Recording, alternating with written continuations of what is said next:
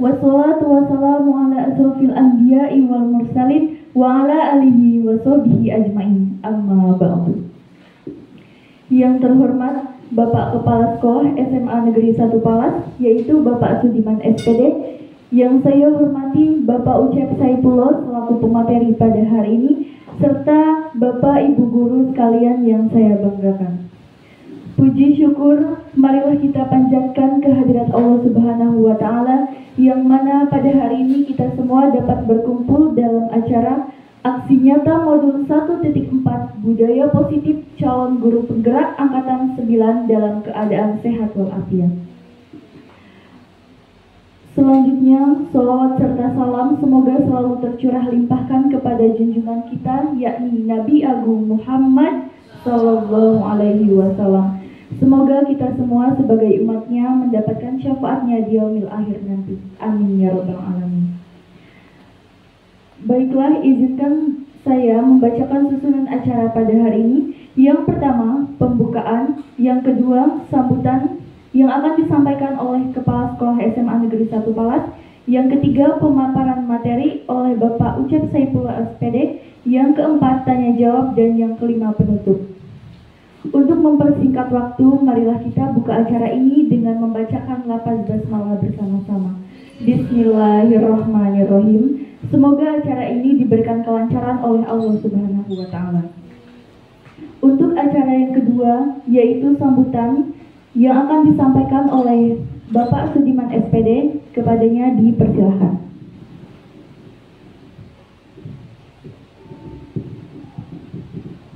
Bismillahirrahmanirrahim. Assalamualaikum warahmatullahi wabarakatuh.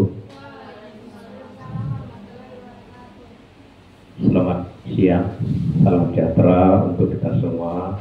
Tabi'un. Yang terhormat Bapak Ucep Saipullah selaku CGP, Bapak Ibu Dewan Guru, peserta kegiatan ini, serta anak-anakku yang berbahagia. Puji syukur alhamdulillah karena Allah SWT dan atas limpahan rahmat dan karunia-Nya, maka pada kesempatan siang hari ini, walaupun dalam kondisi panas, ya, kita masih diberikan kesempatan untuk bisa hadir di ruangan ini dalam keadaan sehat, yaitu dalam rangka mengikuti kegiatan pengimbasan praktek baik, ya, CGP angkatan ke-9 atau ya. Pada kesempatan ini saya akan menyampaikan pengantar bahwa CGP ini merupakan salah satu upaya untuk meningkatkan kualitas tenaga pendidikan yang di dalamnya banyak sekali inovasi-inovasi praktek baik yang bisa diterapkan oleh pendidik di satuan pendidikan dalam menggali ilmu pedagogik. Tentunya kita semua sama-sama punya keinginan, ya, untuk meningkatkan kompetensi kita, sehingga apa yang kita dapatkan dalam proses belajar itu akan memudahkan, ya, kita dalam menjalankan tugas sehari-hari. Nah, untuk itu saya selaku koordinator lembaga ini, yang pertama mengucapkan terima kasih kepada rekan-rekan sekalian yang sudah mulai, ya, semangat termotivasi untuk belajar meningkatkan kompetensi, baik mandiri lewat platform Merdeka Mengajar maupun ikut program calon guru penggerak. Sekali lagi harapannya, ya, harapan kita semua mudah-mudahan dengan kerja keras kita, ya, upaya bersama, ya, ke depan pendidikan ini, ya, akan semakin lama semakin membaik, ya, dari aspek kognitif, keterampilan maupun dari aspek afektif. Nah, disinilah kita nanti ya dalam program guru penggerak ini banyak sekali ya hal-hal baru, ya hal baru. Harapan saya nanti CGP atau calon guru penggerak itu bisa berbagi, ya berbagi pengetahuan, berbagi pengalaman dengan rekan sejawat yang memang belum punya kesempatan untuk bisa bergabung dengan calon guru penggerak, sehingga pada akhirnya walaupun nanti belum sempat bergabung ke guru penggerak, tapi pengetahuan, keterampilan dan kemampuannya ya bisa tersampaikan atau terimbaskan ke rekan-rekan yang lain. Itu Pak Ustaz.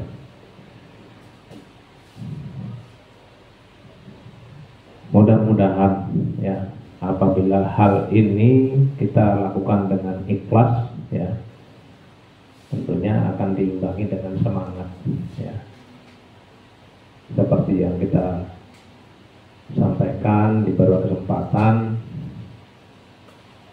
Kalau semuanya punya mimpi yang sama dengan dunia pendidikan ini, maka akan semakin ringan tugas-tugas guru sebagai pendidik.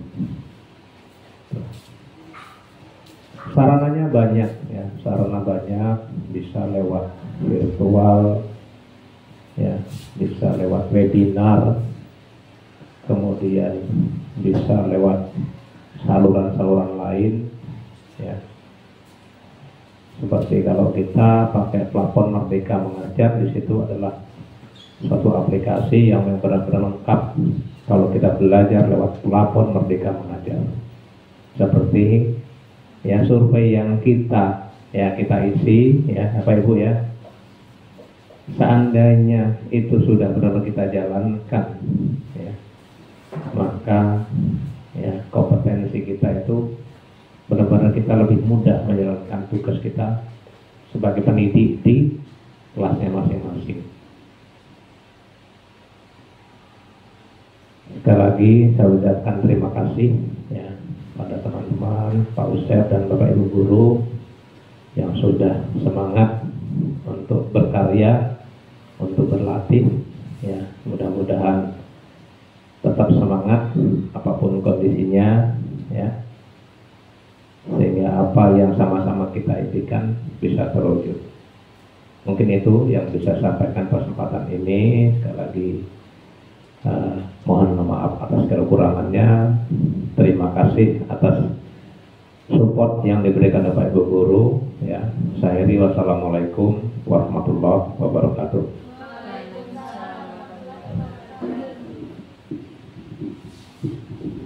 Terima kasih kepada Bapak Sudiman SPD yang telah memberikan sambutannya. Untuk acara yang ketiga, yaitu pemaparan materi yang akan disampaikan oleh Bapak Ucep Saifullah SPD, kepadanya dipersilakan.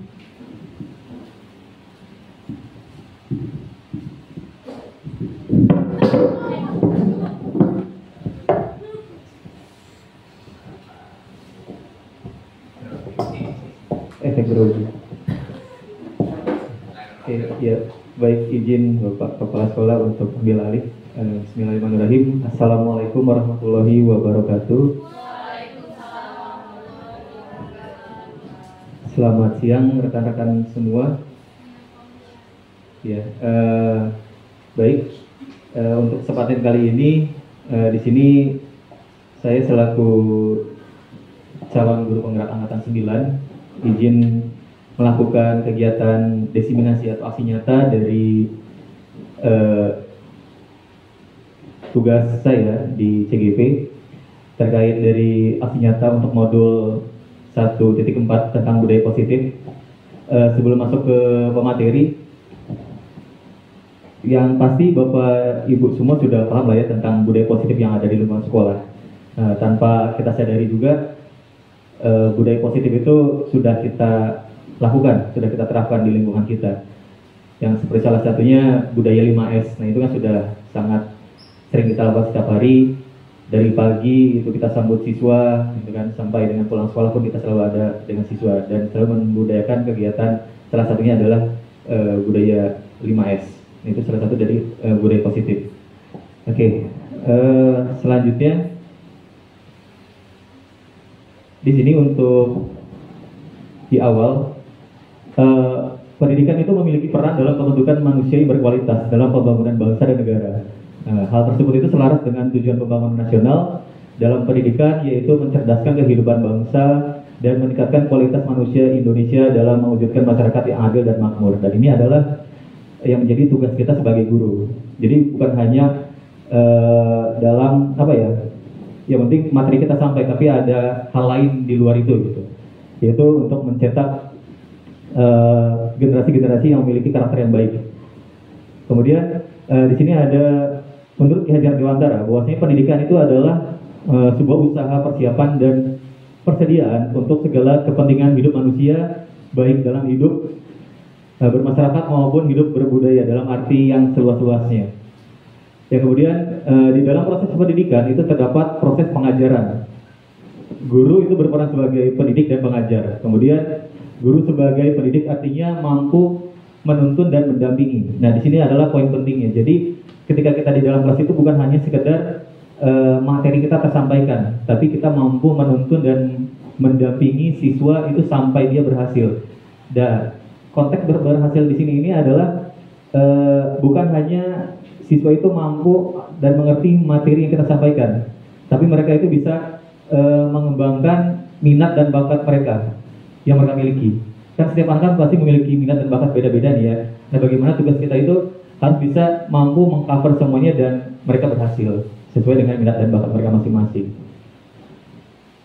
Kemudian di sini guru sebagai pengajar artinya mampu melakukan transfer ilmu kepada anak menjadi cakap dan terampil. Nah, terampil di sini yaitu tadi kembali lagi ke bahwasanya kalau dalam guru penggerak itu ada istilah kodrat alam. Kodrat alam itu maksudnya si anak ini sudah terlahir dengan bakat dan minatnya masing-masing, tidak sama gitu. Nah, hal yang dilakukan oleh guru tersebut sesuai dengan trilogi pendidikan Ki Hajar Dewantara. Kalau berbicara tentang trilogi ini pasti kita sudah tahu lah ya, dari zaman kita sekolah itu ada istilah Ing Ngarso Tolodo, kemudian ada Ing Madya Mangunkarso dan Tuturi Handayani. Ini selalu digaung-gaungkan dari kita zaman SD kalau tidak salah ya. Kalau untuk yang Ing Ngarso Tolodo itu maksudnya kita itu di depan memberikan contoh yang baik kepada murid. Kemudian yang Ing Madya Mangunkarso itu kita di tengah-tengah terus memberikan semangat kepada murid. Dan yang terakhir itu Tuturi Handayani ya. Itu di belakang kita terus memberikan push atau dorongan ke si anak supaya dia tetap fokus dan semangat dalam hidupnya.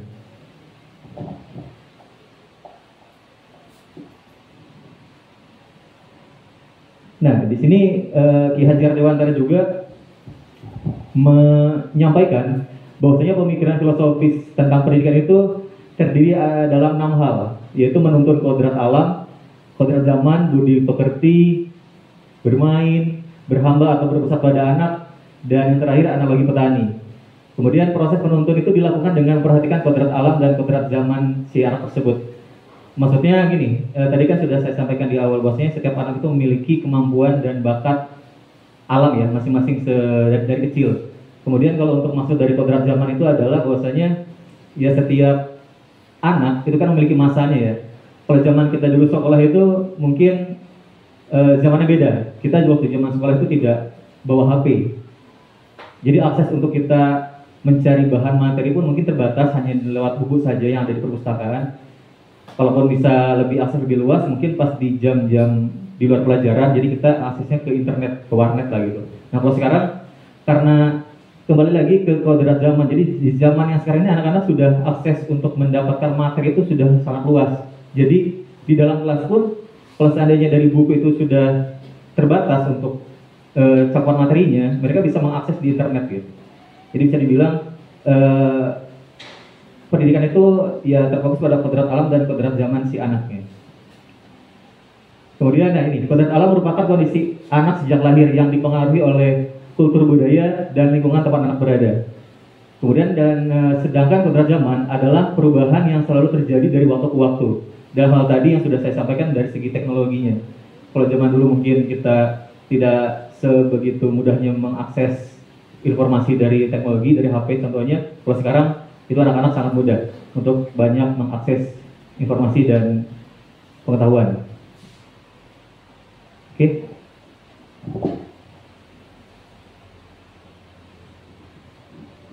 Itu sekilas dari yang saya dapat di awal mengikuti CGP. Jadi nanti ketika Bapak Ibu di sini yang belum berkesempatan ikut CGP, ketika nanti sudah terlibat, pasti hal yang sama seperti ini. Jadi di awal itu akan dikenalkan atau dikenali dulu dengan filosofi pendidikan Ki Hajar Dewantara. Jadi apa sih filosofi pemikiran Ki Hajar Dewantara? Seperti tadi, bahwasanya kita itu menghamba pada murid lah istilahnya. Jadi semua itu tentang murid. Nah ini adalah poin penting saya di sini, yaitu untuk mendemonstrasikan atau mensosialisasikan kepada kawan-kawan semua bahwasanya ada satu istilah, yaitu budaya positif. Budaya positif yang harus diterapkan dan dibiasakan di lingkungan sekolah. Nah ini adalah konsep inti dari budaya positif. Di sini ada yang pertama, ada perubahan paradigma positif, kemudian ada disiplin positif, nilai-nilai kebajikan, ada kebutuhan dasar manusia, ada motivasi perilaku manusia, kemudian ada posisi kontrol guru, keyakinan kelas, dan yang terakhir adalah segitiga restitusi. Nah sebelum dilanjut, yang masih asing kira-kira yang mana? Yang baru tahu gitu, kira-kira? Segitiga restitusi ya, sama seperti saya waktu itu. Jadi pas waktu ada ruang kolaborasi saat itu, kalau dari ke-6 ini sama seperti Bapak Ibu tadi juga. Mungkin dari yang kelimanya sudah kita tahu lah ya. Tapi yang ini pun sama. Dari penyebutannya itu kita asing. Tapi pas kalau kita tahu penjelasannya, tanpa kita sadari kita pernah melakukannya. Terutama lagi untuk guru BK. Nah segitiga restitusi itu adalah satu cara untuk mengubah karakter siswa yang tidak baik menjadi baik, tapi bukan dengan paksaan gitu. Tapi nanti akan ada cara-caranya seperti apa. Nanti kita bahas. Nah yang ini hampir sama yang seperti tadi, bahwasanya KHD itu adalah Ki Hajar Dewantara mengumpamakan sekolah itu sebagai sebuah ladang tempat persemaian bibit agar bibit bisa berkembang secara maksimal. Maka petani itu adalah kita ya. Petani dapat memperbaiki kondisi tanah, memelihara bibit tanaman, memberi pupuknya dan air, kemudian membasmi ulat-ulat atau jamur-jamur yang mengganggu hidup tanaman dan lain sebagainya. Itu adalah perumpamaan. Jadi ibaratnya kita ini petani, kemudian si murid itu kita umpamakan sebagai benihnya. Gitu. Jadi biar si benih ini dari benih sampai dengan berkembang terus gitu sampai ada hasilnya. Itu tergantung dari petaninya ya, bagaimana dia bisa mengolahnya gitu. Nah dari yang tersebut kita dapat memahami bahwasannya sekolah itu diibaratkan sebagai tanah. Nah berarti sekolah adalah medianya, nah kita adalah petaninya. Tempat bercocok tanam, sehingga guru itu harus mengusahakan sekolah jadi lingkungan yang menyenangkan, menjaga dan melindungi murid dari hal-hal yang tidak baik. Dengan demikian karakter murid itu dapat tumbuh dengan baik sesuai dengan profil pelajar Pancasila. Nah, kalau sudah berbau dengan profil pelajar Pancasila di sini pasti kita sudah tahu semua lah ya. Semua tentang murid nantinya. Dan salah satu cara yang dapat dilakukan oleh guru dalam membantu siswa tumbuh maksimal mempunyai karakter tadi yang profil pelajar Pancasila itu adalah dengan membangun budaya positif yang berpihak pada murid, kemudian membangun keyakinan atau visi sekolah yang menumbuhkan dan mengembangkan budaya positif. Dalam mewujudkan budaya positif perlu adanya disiplin positif. Jadi turunannya ketika kita sudah ada budaya positifnya, kemudian nanti kita turunkan disiplin seperti apa, disiplin positifnya. Nah nanti baru kita bahas untuk selanjutnya. Nah ini seperti yang sudah disampaikan tadi. Setelah dari budaya positif, kemudian kita turunkan ke dalam sebutan, yaitu istilahnya disiplin positif. seperti yang sudah bisa kawan-kawan lihat di sini, bahwasanya disiplin itu berasal dari kata disiplina yang artinya adalah belajar. Disiplin itu mengacu pada disiplin diri yang memiliki tanggung jawab terhadap apa yang dilakukannya berdasarkan nilai-nilai yang diyakini. Saya yakin baik itu guru atau murid pasti sudah memiliki rasa seperti itu ya, disiplin dalam dirinya ya. Terkadang ya mungkin kita suka keluar dari zonanya, makanya kita suka tidak disiplin. Contoh nih, misal kita datang terlambat. Nah itu sama aja sih ya, contohnya ya, kayak murid datang terlambat, harusnya jam 7.30, ya meskipun dengan alasan yang lain-lainnya, tiba-tiba datangnya jam 7 lewat gitu, jam 7.30 lewat. Itu kan salah satu bentuk pelanggaran disiplin. Dan yang pasti setiap orang itu sudah punya rasa dan jiwa disiplinnya. Nah kemudian disiplin positif itu merupakan salah satu cara penerapan disiplin yang bertujuan untuk menumbuhkan kesadaran serta memberdayakan peserta didik tanpa imbalan, penghargaan, ancaman atau hukuman. Nah, di sini ternyata tanpa kita sadari juga itu kita sering melakukan kedua hal ini, memberikan imbalan dan kadang menghukum. Terlebih lagi ini saya nih suka menemukan beberapa siswa yang bermasalah, kemudian tanpa pikir panjang ya udah langsung ngasih hukuman, misal keliling lapangan 10 kali. Itu sebenarnya nggak ada efek jerak kalau untuk anak-anak yang memang susah diatur. Ternyata harus ada pendekatan khusus gitu. Dan untuk yang penghargaan pun sama, ternyata dari penghargaan itu tanpa kita sadari itu ada dampak negatifnya. Misal nih dalam satu kelas, kemudian ada anak yang pintar, pasti dia bisa jawab kan ya. Kemudian kita kasih penghargaan terus ke dia, yang lain pasti bakal iri, yaudahlah, pasti dia lagi. Nah itu kan lama-lama jadi kesenjangan gitu. Jadi hal yang baik pun ternyata ada sisi negatifnya, apalagi yang negatif tadi yang berupa ancaman dan hukuman.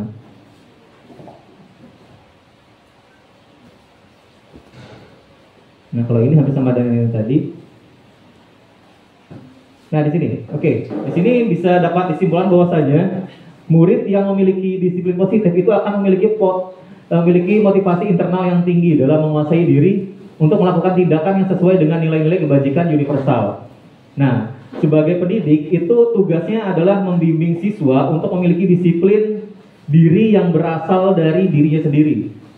Siswa dalam melakukan disiplin positif tidak terlepas dari motivasi yang ingin dicapai oleh siswa itu sendiri. Nah, kemudian nanti di sini akan kita bahas mengenai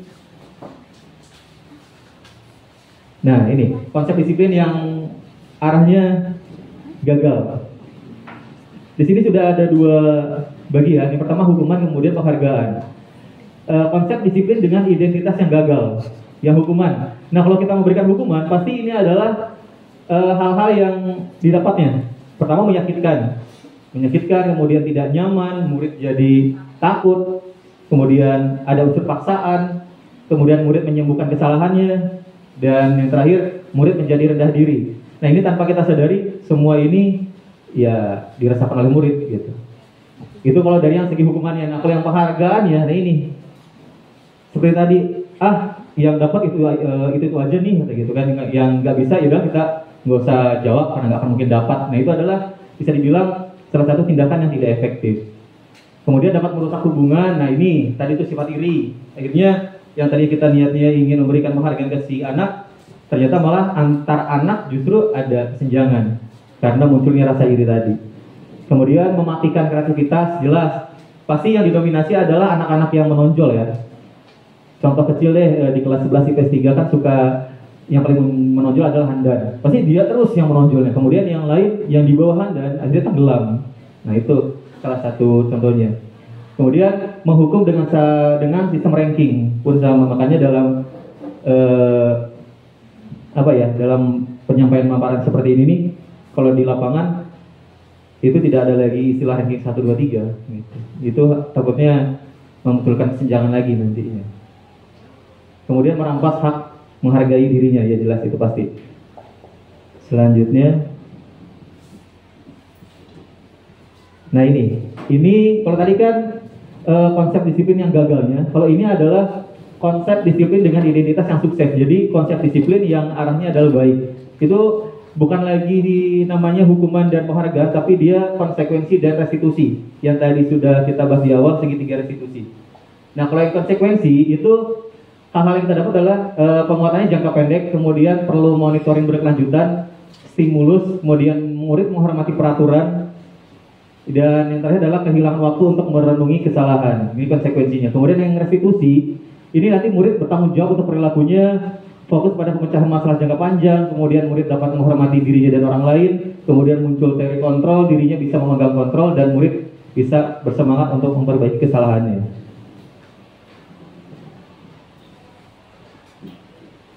Nah, ini adalah bagian dari motivasi perilaku. Jadi ketika si anak ini sudah mempunyai jiwa disiplin yang tinggi dan bagus, pasti dia tanpa disadari muncul motivasi dalam dirinya. Nah, motivasi perilaku manusia itu terdiri dari 3 poin di sini, yaitu pertama untuk menghindari ketidaknyamanan atau hukuman, kemudian untuk mendapatkan imbalan, penghargaan dari orang lain, kemudian untuk menjadi orang yang mereka inginkan dan menghargai diri sendiri dengan nilai-nilai yang mereka percaya. Nah, ini adalah 3 poin penting dari motivasi perilaku manusia. Nah, ini terkait dari pembelajaran dengan paradigma baru. Gini, kalau kita sebagai guru kan, apalagi yang dulu-dulu itu kita masih menggunakan metode konvensional. Kita masuk ke kelas dengan bawa bahan materi, yang penting materi kita tersampaikan selesai.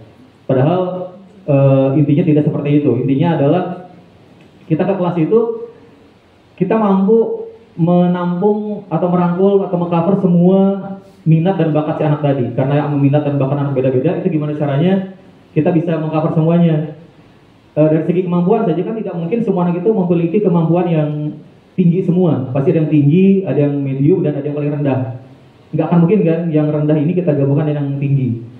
Pasti nanti akan ada kesenjangan. Nah, itu gimana caranya? Nah, ini sangat tertuang dengan pembelajaran yang berdiferensiasi. Pembelajaran berdiferensiasi ini adalah kita itu melakukan satu teknik pembelajaran di mana teknik ini bisa mengcover semua anak itu bisa mengeksplor dirinya sesuai dengan bakat dan minatnya sendiri. Salah satunya mungkin pernah dilakukan oleh rekan-rekan di kelas, kita tanpa kita sadari itu membagi kelompok secara random. Kemudian nanti tanpa kita sadari juga kita di awal pembelajaran atau di awal tahun itu pernah melakukan semacam memberikan angket ke siswa untuk diisi berupa pertanyaan yang kemudian nanti kita bisa memilah di mana anak-anak yang punya minat dibaca, minat dihitung, minat di kinestetik dan yang lainnya. Itu adalah salah satu cara untuk kita bisa memilah minat dan bakat siswa supaya nanti pas di pembelajaran itu bisa kita kelompokkan gitu.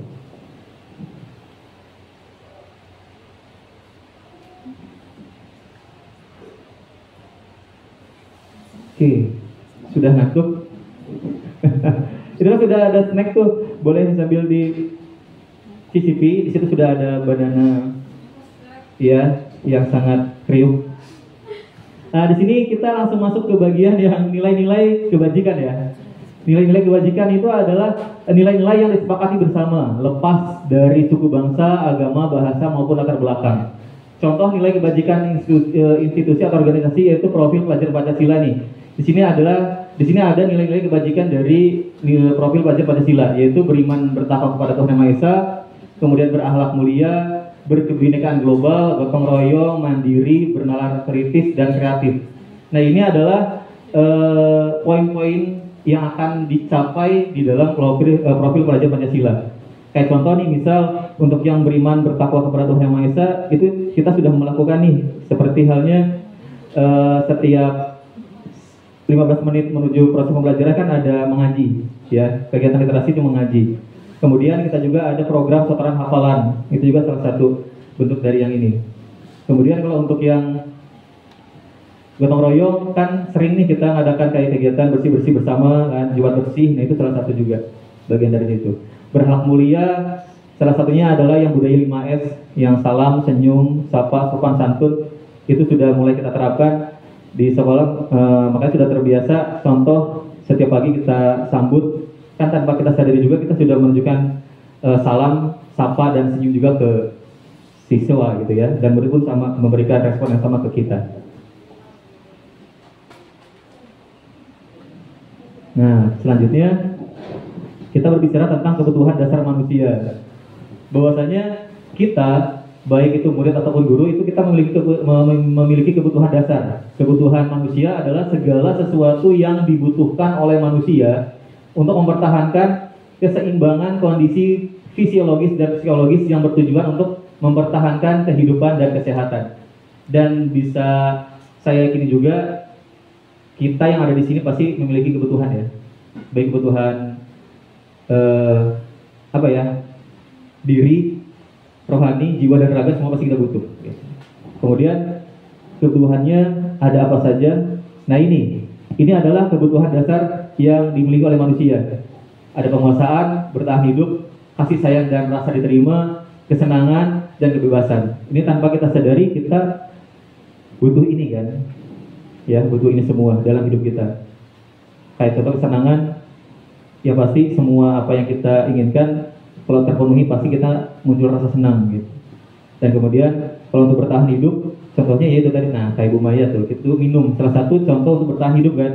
Kalau kita tidak minum, atau misalnya kemarau panjang selama 1 tahun tidak ada air bersih, itu salah satunya mungkin kita tidak bisa bertahan hidup karena tidak ada sumber air bersih, gitu kan ya. Jadi bisa dibilang ini adalah 5 kebutuhan dasar manusia yang kita miliki.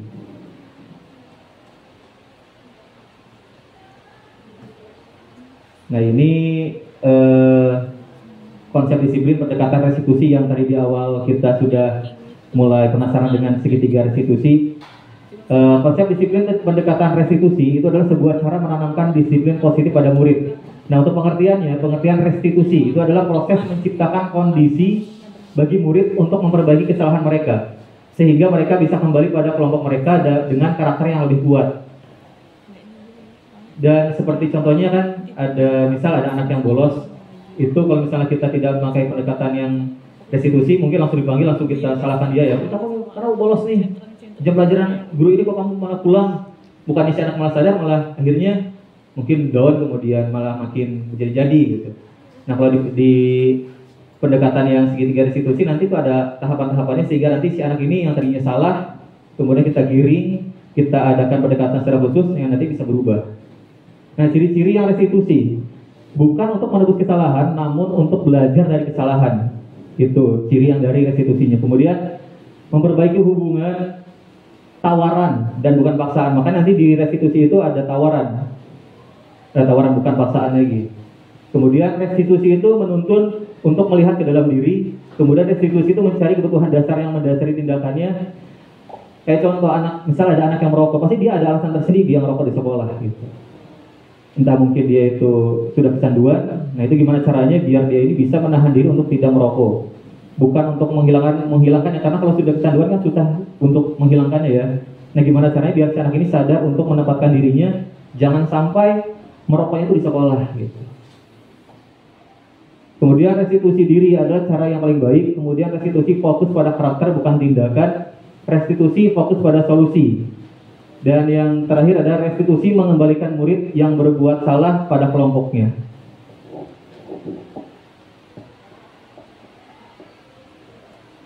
Nah ini adalah perbedaannya. Perbedaan atau perbedaan dari hukuman, konsekuensi dan restitusi. Ini kita ambil satu contoh kasus nih. Kasus siswa sering tidak mengerjakan PR. Pasti di pelajaran-pelajaran kita atau di kelas kita pasti ada lah ya anak-anak yang tidak mengerjakan PR. Nah kalau dari segi hukuman, guru itu menghukum siswa tersebut, misal kamu ke tengah lapangan deh, hormat 10 menit gitu. Itu adalah hukuman. Kemudian guru marah, akhirnya si murid jadi takut. Kalau takutnya langsung bisa berubah, oke lah. Tapi kadang-kadang kan anak ini takut di situ aja, kemudian besoknya ngulang lagi. Kemudian kalau untuk yang konsekuensi, ini contohnya guru memberikan konsekuensi untuk mengerjakan PR-nya saat istirahat atau dikerjakan sebanyak 3 kali lipat. Yang kedua, itu guru tegas dan siswa menghormati peraturan. Nah, kalau yang restitusi, itu guru menanyakan keyakinan kelas atau pada dirinya dan membantu siswa untuk menyelesaikan masalahnya. Yang seperti tadi itu kan ada tawaran nanti di situ. Misal gini, si anak ini nggak mengerjakan PR nih, kemudian kita tanya alasannya apa, kemudian mau kamu seperti apa ke depannya. Kira-kira kalau misalnya masalahnya ini kita ketemukan, kita sama-sama bareng berkesepakatan gimana solusinya gitu. Itu dalam restitusi. Nah kemudian guru terbuka dan siswa menghormati dirinya dan orang lain. Itu yang diharapkan dari restitusi.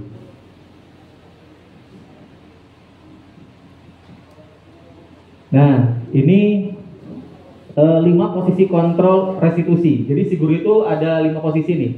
Kadang kita bisa menjadi seorang penghukum, kemudian kita si pembuat rasa bersalah, kemudian kita kadang juga bisa seperti teman, dan bisa pemantau, dan yang paling terakhir ada manajer. Nah kira-kira kalau menurut kawan-kawan, posisi yang paling bagus yang mana?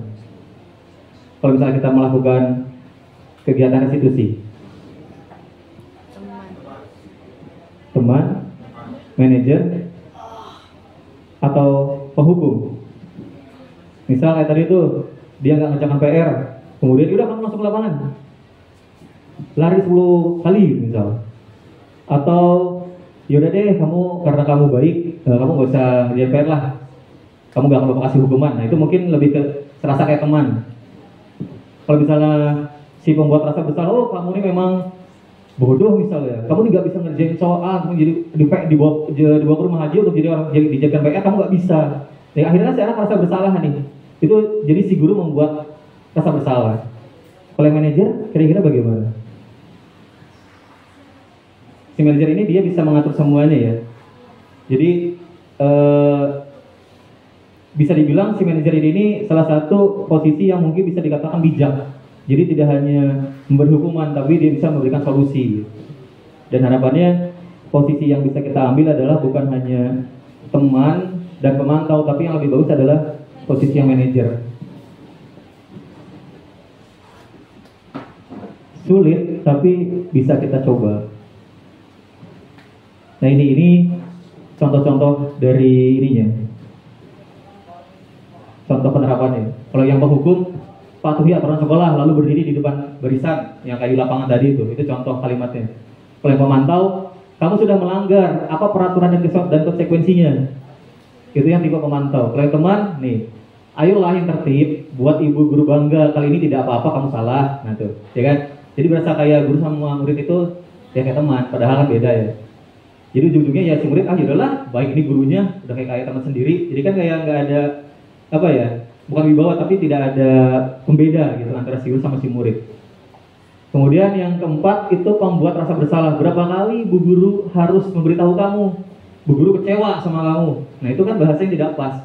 Yang si anak tadinya harusnya merasa dituntun dan didampingi oleh guru, kemudian dikasih pernyataan begitu, akhirnya down lah si anaknya. Dan yang terakhir nih, ini adalah posisi manajer yang mungkin tadi kita sepakati bahwa ini adalah posisi yang pas untuk kita sebagai guru. Itu adalah seperti ini. Apakah kamu tahu kesalahanmu? Nah kira-kira bagaimana kamu akan memperbaiki kesalahan ini? Nah ini kan ada tawaran tuh di situ dan kesepakatan. Jadi si anak itu meskipun dia salah tetap diberikan kesempatan untuk mencari solusinya sendiri, gitu. Tapi tetap kita dampingi dan kita arahkan. Nah nanti di segitiga restitusi itu adalah posisi manajer yang bakal kita terapkannya. Nah ini sebelum masuk ke bagian segitiga restitusi, kita masuki untuk keyakinan kelas. Kalau untuk keyakinan kelas, saya yakin juga bahwasanya rekan-rekan semua pasti sudah pernah membuat yang namanya keyakinan kelas ya. Keyakinan kelas ini adalah bagian atau turunan dari kesepakatan kelas, terutama buat rekan-rekan yang sudah menjadi wali kelas. Biasanya kalau wali kelas kan di awal pembelajaran itu sudah ada kesepakatan kelas. Dan begini, yang namanya kesepakatan kelas itu kalau cuma sepakat, pasti banyak anak-anak yang melanggar. Nah, kalau bisa diturunkan lagi dari kesepakatan kelas, nanti kemudian dirubah jadi kalimat positif dan nantinya dibuat keyakinan kelas gitu. Nah, mengapa keyakinan kelas? Mengapa tidak peraturan kelas saja? Nah, ini beda nih. Kalau kesepakatan kelas kan pasti dia lebih ininya ke peraturan kelas ya. Tapi kalau keyakinan kelas itu nanti ada perbedaannya. Mengapa kita memiliki peraturan tentang penggunaan helm pada saat mengendarai kendaraan roda 2? Kemudian mengapa kita memiliki peraturan tentang penggunaan masker dan mencuci tangan setiap saat? Nah ini jawabannya kira-kira gimana jawabannya? Mengapa kita memiliki peraturan tentang penggunaan helm pada saat mengendarai kendaraan roda 2? Iya karena kalau misalnya nggak pakai helm ditilang polisi. Selain ditilang polisi, Kalau misalnya, ya oke deh, salah satu jawaban ininya adalah ya keamanan ya. Itu yang peraturan yang mana yang keyakinan yang mana kira-kira? Peraturan itu yang mana, keyakinan yang mana? Tadi kan nih, mengapa kita memiliki peraturan tentang penggunaan helm di saat mengendarai kendaraan motor roda 2? Tadi kata Bu Ima, takut ditilang polisi. Kalau keyakinannya? Untuk keamanan. Jadi merasa selamat, biar selamat di jalan, gitu ya. Berarti kan keduanya ada ya. Oke, itu contohnya. Dan harapannya di kelas pun nanti setelah ada peraturan kelas nanti diturunkan lagi jadi keyakinan kelas gitu. Jadi bukan cuma peraturan aja. Nah ini tahapan untuk membuat kegiatan keyakinan kelas. Ini sudah dicoba diterapkan, apalagi yang kemarin kita P5 tuh. Kemarin kan sudah ya. Itu kalau nggak salah kesepakatan kelas ya. Sudah sampai ke keyakinan kelas. Nah itu sudah kita terapkan. Jadi ini tahapannya. Jadi yang namanya keyakinan kelas dan kesepakatan kelas itu adalah bukan bersumber dari kita yang gurunya, tapi dari murid yang melemparkan ke kita atau memberikan kepada kita apa saja aturan-aturan yang mau disepakati di kelas gitu. Pertama kita berdiskusi tentang peraturannya. Nanti anak-anak diperintahkan oleh kita untuk membuat aturan-aturan apa saja. Nanti kemudian kita meminta anak-anak untuk kalau untuk lebih efektifnya kita minta anak-anak tempel di depan, misal di depan kelas di papan tulis. Nah kemudian setelah berdiskusi, kemudian kita menyusun peraturan menjadi keyakinan. Kalau contoh begini, kalau aturan, misal tidak boleh tidur di kelas, kemudian tidak boleh main HP, kemudian tidak boleh tidak mengerjakan tugas. Nah itu kan peraturan tuh. Nah kira-kira kalau diturunkan menjadi keyakinan kelas, seperti apa keyakinannya? Kalau tadi kan yang tadi tidak pakai helm itu kan ikuti aturan polisi. Kalau keyakinannya supaya selamat di jalan. Nah kalau di kelas misal kayak tadi tuh tidak boleh tidur, kemudian tidak boleh main HP di kelas, tidak boleh menghina kawannya. Nah itu kira-kira keyakinannya seperti apa? Kira-kira? Iya. Iya, itu kan lebih ke peraturan kelas. Nah ini kita rubah menjadi keyakinan kelasnya.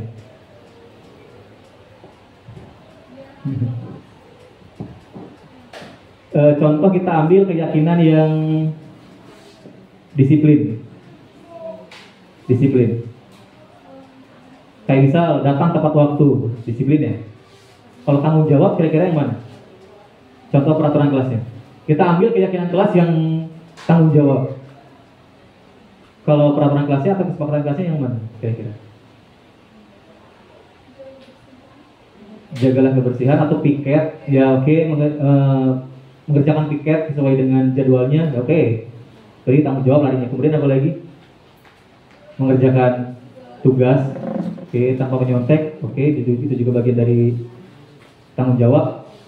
Kemudian kalau keyakinan yang saling menghargai, itu kira-kira yang bagaimana peraturannya atau kesepakatan kelasnya? Keyakinan yang saling menghargai atau menghormati. Tidak boleh membuli kawannya, ya.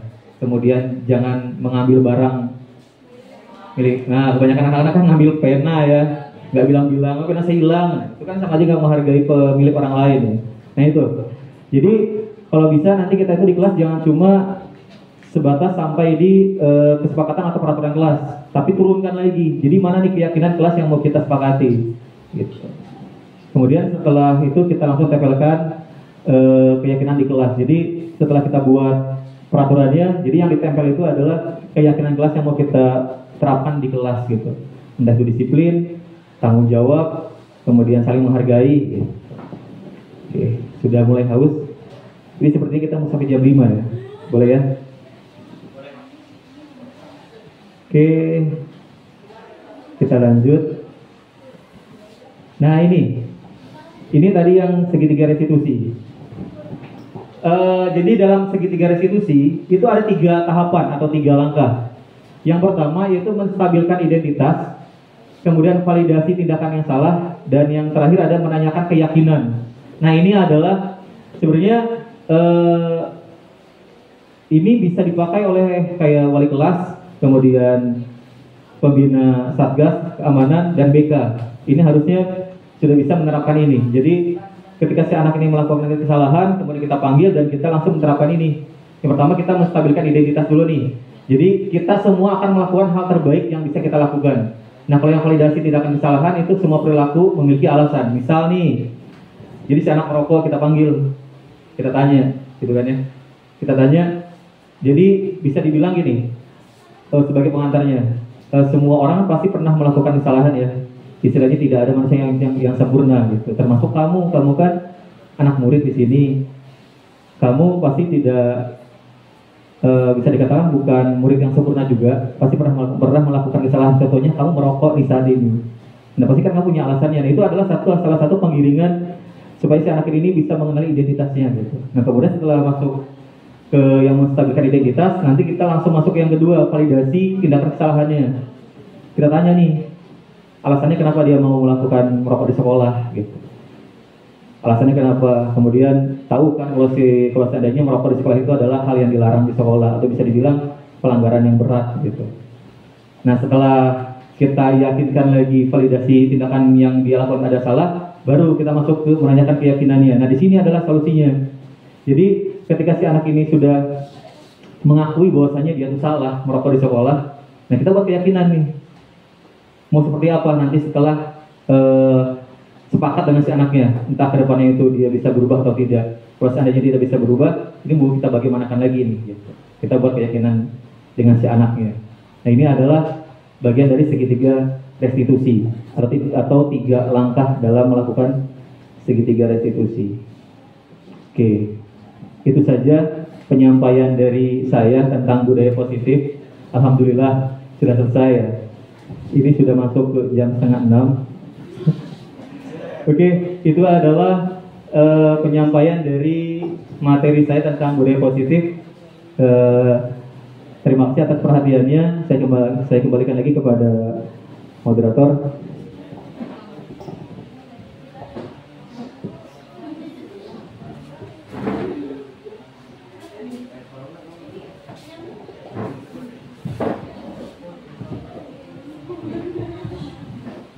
Baik, terima kasih kepada Bapak Ucep Saiful SPD yang telah memaparkan materinya. Untuk acara selanjutnya yaitu tanya jawab. Untuk tanya jawabnya dibatasi hanya 3 pertanyaan saja. Dipersilakan.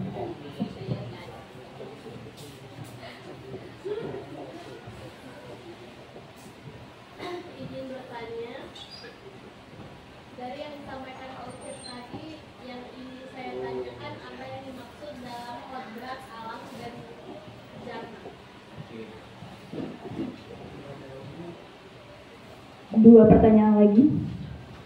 Oke, silakan Bu. Dalam penjelasan tadi, apakah dalam tersebut juga restitusi bisa gagal?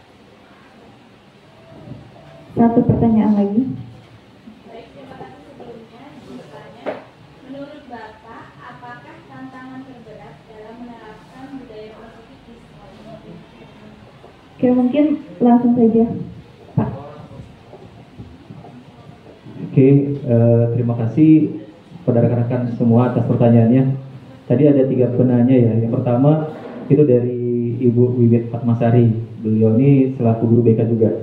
Jadi sangat pas nih untuk mengikuti kegiatan ini. Jadi harapannya kita bisa sama-sama kerjasama untuk menerapkan budaya positif di sekolah.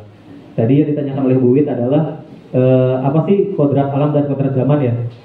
Jadi kalau menurut saya ini kan termasuk dalam filosofinya Ki Hajar Dewantara ya. Jadi dalam proses pembelajaran itu si anak ini memiliki kodrat alam dan kodrat zaman. Yang dimaksud kodrat alam ini adalah bakat dan minat yang dimiliki si anak sejak dia lahir gitu. Kemudian nanti seiring berjalan waktu kemudian dia dapat berkembang.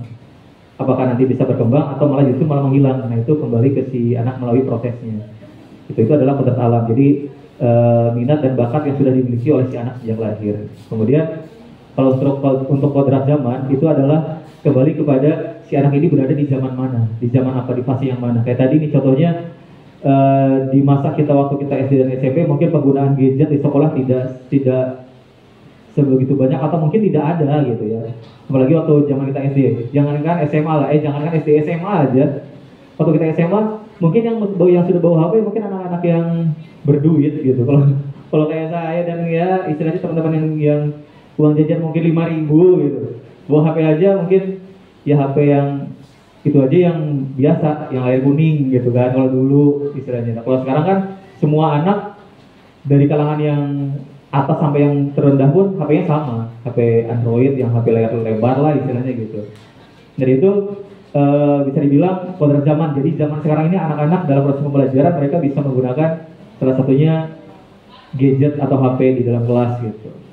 Itu maksud dari kodrat alam dan kodrat zaman. Jadi bisa dibedakan antara kodrat alam adalah sesuatu yang sudah dipunyai oleh anak sejak dia kecil atau lahir. Kalau kodrat zaman itu adalah posisi si anak ini berada di zaman yang seperti apa gitu. Kalau contohnya tadi di lingkungan sekolah saat ini anak-anak sudah bisa menggunakan gawai dan gadget dengan mudah untuk proses pembelajaran. Dan kalau ke depan kita nggak tahu seperti apa kondisi zamannya, ya. Kemudian untuk yang pertanyaan kedua dari Miss Helen terkait apa tadi pertanyaan Miss? Saya agak lupa ya. Oh iya, apakah dalam penerapan segitiga restitusi itu terjadi kegagalan? Kalau awal saya dulu mendapatkan materi ini, saya pun sama seperti Miss Helen, bahwasanya pernah kira-kira bisa gagal nggak sih gitu ya? Soalnya tanpa kita sadari pun kita pernah melakukan ini dan masih gagal gitu. Dan ternyata setelah saya tanya-tanya dengan fasilitator dan referensi yang saya baca, jadi segitiga restitusi itu tidak akan gagal, tidak bisa gagal. Kalaupun gagal berarti ada tindakan atau ada langkah yang kita sebagai guru itu belum maksimal melaksanakannya.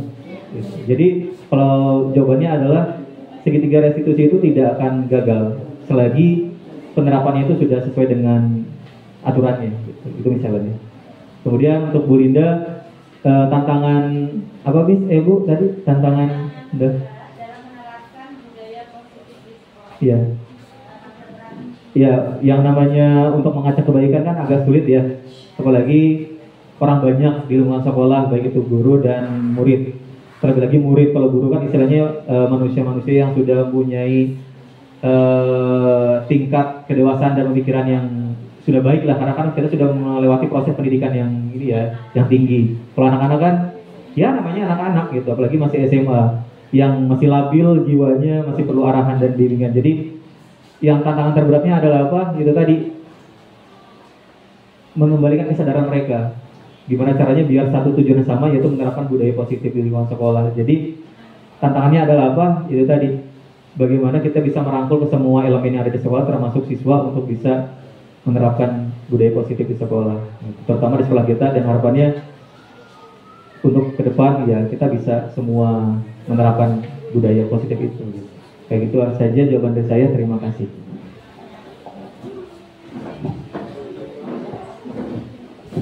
Baik, terima kasih Pak Ucap atas jawabannya. Mungkin dari Ibu atau Bapak Guru ada yang ingin memberikan refleksi, dipersilakan.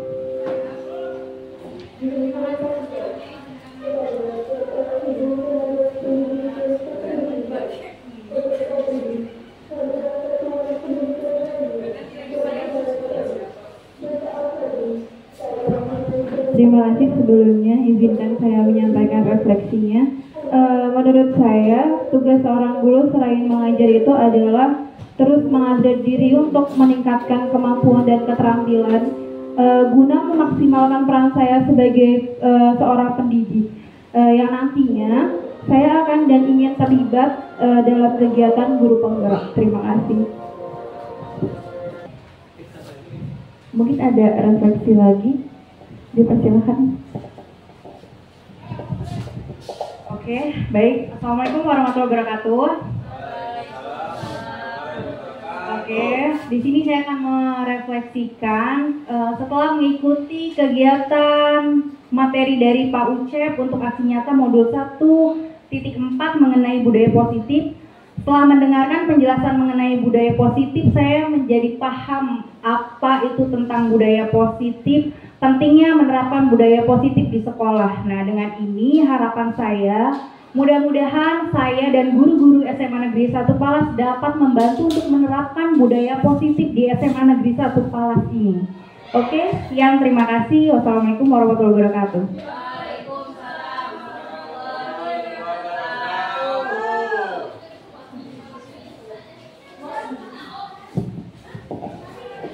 Alhamdulillah acara demi acara telah kita lalui bersama. Namun sebelum saya tutup, saya selaku pembawa acara mohon maaf atas segala kehilapan dan kesalahannya. Dan marilah kita tutup acara ini dengan membacakan lafaz hamdalah. Alhamdulillahirabbil alamin. Sekian, terima kasih. Saya akhiri. Wassalamualaikum warahmatullahi wabarakatuh.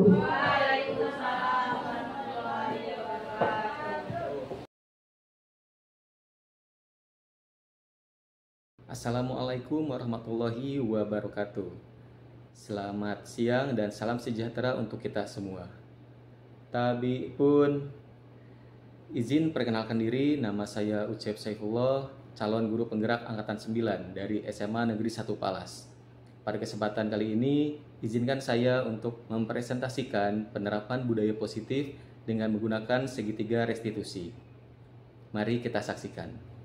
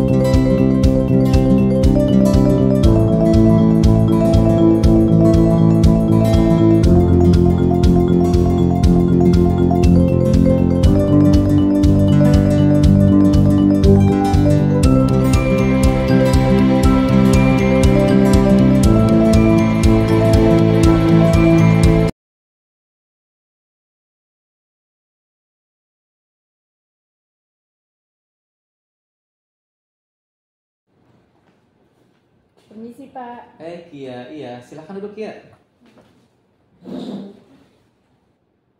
Maaf Pak, kata Ayu tadi saya dipanggil ya Pak? Iya, Kia. Ada apa ya Pak? Begini, tadi Bapak dapat laporan dari ketua kelas. Katanya tadi Kia marah-marah nih di kelas. Iya Pak, saya marah dan kesal. Kenapa kok bisa kesal dan marah? Karena saya setiap mengerjakan tugas, Andre selalu menyontek. Sedangkan dia sebelum-sebelumnya menyonteknya dengan secara paksa. Oh, pantas saja. Kalau misal Bapak di posisi Kia juga, pasti bakal melakukan hal yang sama. Iya Pak. Oke, lalu apa yang Zakia lakukan pada Andre? Saya tadi marah-marah Pak, dan berkata kasar sampai gebrak meja di depan Andre. Iya, pasti kamu melakukan hal itu juga karena ada alasannya ya? Ya dong Pak, masa saya diem aja? Saya yang kerjakan tugasnya sendiri, kok malah orang lain yang memaksa untuk nyontek? Iya, di sini Bapak paham deh. Menurut Bapak sih itu wajar ya kamu marah karena kamu sudah susah payah ngerjakan tugas sendiri, kok tiba-tiba orang lain menyontek dan memaksa pula. Ya Pak. Nah, tapi sini Bapak juga sangat menghargai tindakan kamu karena tidak melakukan hal-hal yang jauh lebih buruk daripada yang sudah kamu lakukan pada Andre tadi. Seperti kamu memukul Andre misal, itu kan tidak kamu lakukan, itu sangat bagus. Nah, sekarang coba yuk kita evaluasi tindakan yang sudah Zakia lakukan tadi, apakah sudah sesuai nih dengan keyakinan kelas yang kita sepakati? Tidak Pak. Nah, menurut Zakia, kira-kira keyakinan kelas apa nih yang sudah dilanggar? Saya sudah tidak menghormati orang lain Pak. Nah, itu betul tuh Zakia. Nah, menurut Zakia, penting tidak sih menghormati orang lain? Penting Pak. Nah, kalau menurut Zakia itu penting, kira-kira keyakinan kelas apa nih yang harus Zakia tanamkan ketika Zakia sedang marah di kelas? Saya harus lebih sabar Pak. Nah, bagus. Nah, berarti Zakia bersedia kan ya memperbaiki masalah ini? Siap bersedia Pak. Nah, kalau begitu, apa yang perlu Zakia lakukan untuk memperbaiki masalah ini? Saya akan bertindak lebih sabar dan menahan emosi kalau ada teman yang menyontek. Saya akan melapor ke guru atau wali kelas Pak. Nah, bagus. Kalau begitu, sekarang Zakia boleh kembali ke kelas dan tetap semangat. Baik Pak, terima kasih Pak. Ya, sama-sama Zakia.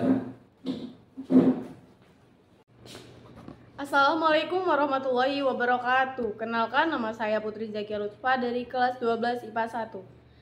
Saya senang sekali diajak diskusi dengan Bapak Guru untuk dapat mengendalikan diri dari marah karena perilaku teman saya di kelas. Saya harus belajar banyak bersabar dan menghormati teman-teman saya.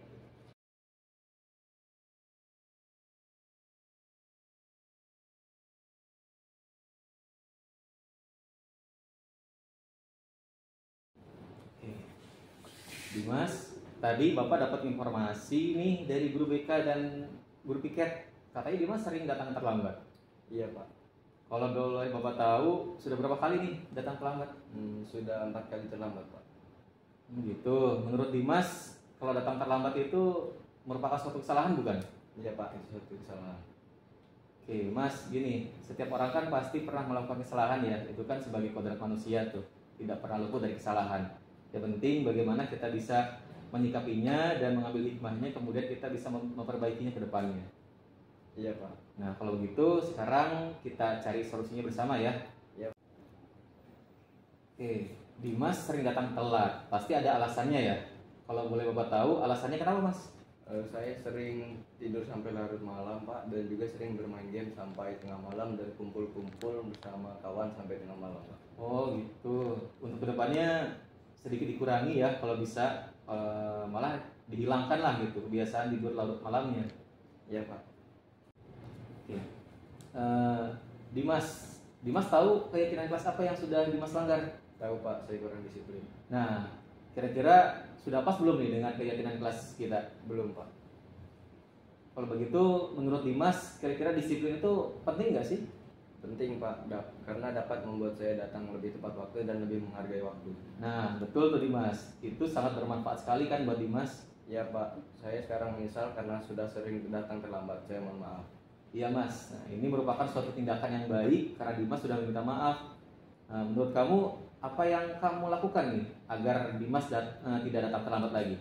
Saya akan tidur lebih awal dan tidak bergadang lagi. Nah, berarti sekarang Dimas sudah mendapatkan solusinya nih. Nanti Bapak akan bekerja sama dengan orang tua Dimas di rumah supaya Dimas tidak datang terlambat lagi ke sekolah. Iya Pak. Nah, sekarang Dimas boleh kembali ke kelas. Baik Pak, terima kasih Pak. Assalamualaikum warahmatullahi wabarakatuh. Izin memperkenalkan diri, nama Dimas Wayagung dari kelas 12 IPS 2. Terima kasih Bapak Guru karena saya sangat senang sekali diajak diskusi dengan Bapak Guru untuk menemukan suatu solusi atas kesalahan yang saya perbuat. Sekian dari saya. Wassalamualaikum warahmatullahi wabarakatuh. Assalamualaikum warahmatullahi wabarakatuh. Waalaikumsalam warahmatullahi wabarakatuh. Selamat pagi semuanya. Pagi. Oke, gini kalau Bapak bilang selamat pagi luar biasa. Saya pamit. Lagi. Selamat pagi. Pagi luar biasa. Oke. Ya gini. Anak-anak semua ini kan awal tahun ajaran baru ya. Yang namanya tahun ajaran baru itu kan biasanya belum masuk ke materi ya. Tapi lebih kepada kita membuat sebuah kesepakatan kelas nih. Jadi di dalam kelas itu ada yang namanya peraturan atau kesepakatan. Nah di sini Bapak ingin kalian itu membuat kesepakatan dengan Bapak di kelas kita. Bisa ya? Di sini sudah kalian lihat di sini ada rutenya. Ini akan kita lakukan pada pagi hari ini. Pertama kita masuk ke yang poin pertama, yaitu peraturan kelas atau kesepakatan kelas. Di sini sudah Bapak bagi ke kalian tadi, itu ada sticky note. Silakan kalian isi di situ tentang peraturan kelas yang ingin kalian terapkan di kelas kita. Masing-masing satu orang satu peraturan. Silakan ditulis dan nanti silakan tempel di sini. Ya. Oke, silakan kalian tulis peraturan atau kesepakatan kelas yang ingin kalian terapkan di kelas ini. Silakan. Bebas. Apa saja? Boleh.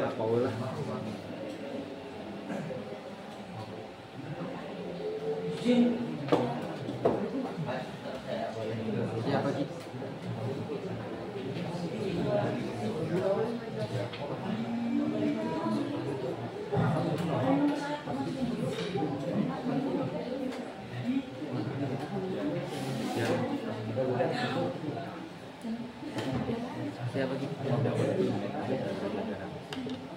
Ada yang sudah selesai? Kalau sudah boleh maju kemudian tempel. Burik coy.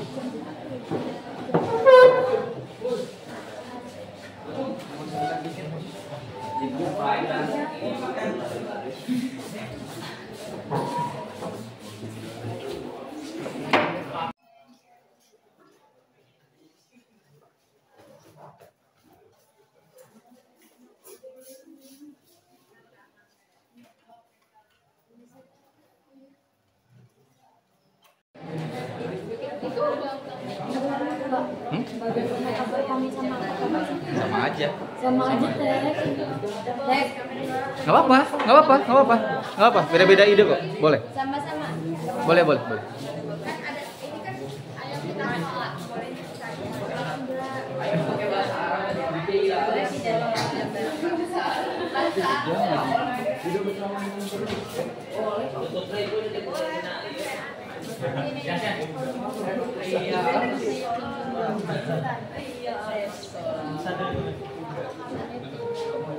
Sama dikit. Bahas. Ambil apa bah?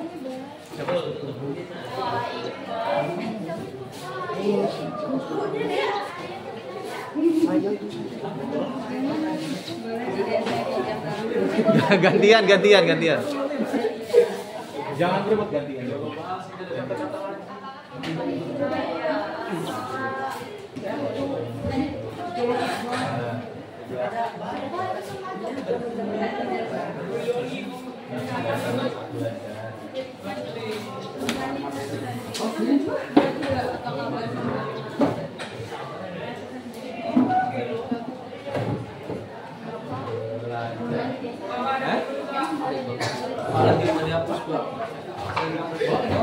Yang mana? Ini.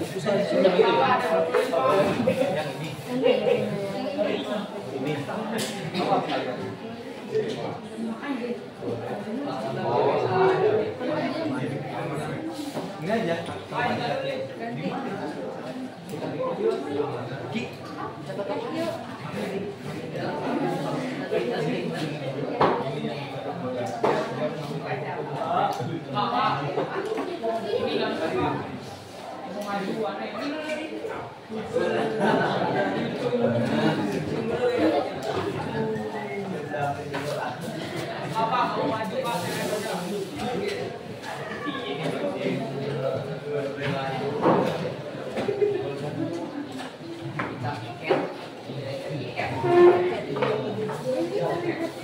Oke, ada lagi? Sudah semua? Sudah.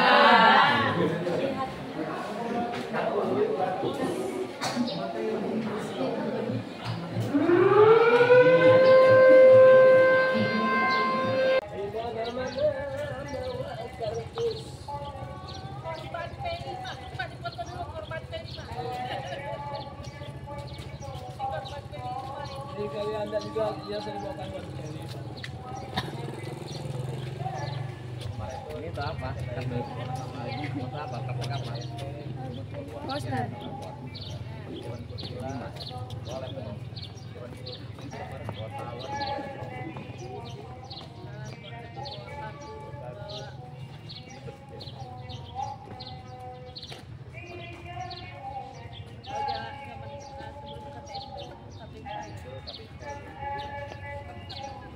Saya habisnya zaman SMP.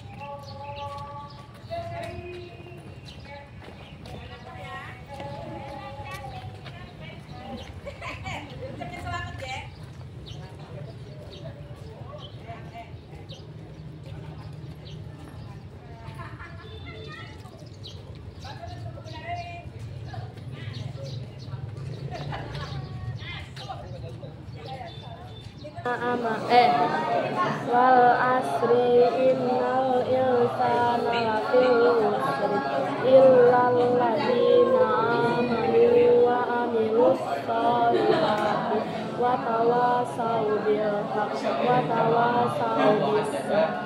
Bismillahirrahmanirrahim. Alhaakumut takasur hatta zurtumul maqabir kalla sawfa ta'lamun summa kalla sawfa ta'lamun kalla law ta'lamuna ilmal yaqin latarawunnal jahim summa latarawunna aynal yaqin summa tus'aluna yawma idzin anin na'im. Bismillahirrahmanirrahim. Al-Qari'ah mal-Qari'ah wa ma adraka mal-Qari'ah yauma yakunun nasu kal farasil mabthus.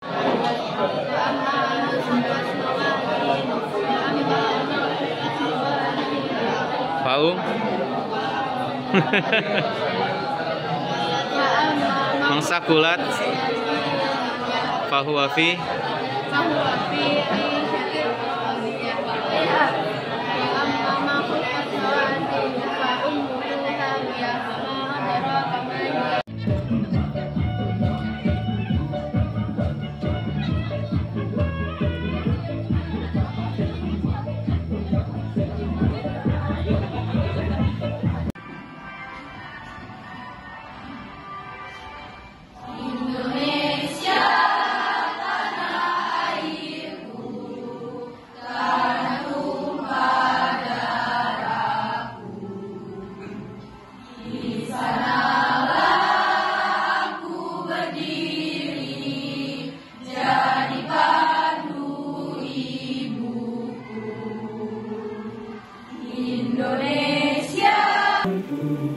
bangsa dan tanah airku, marilah kita berseru, Indonesia bersatu.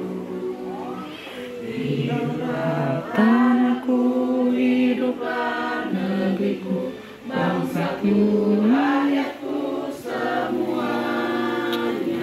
Bangunlah jiwanya, bangunlah badannya untuk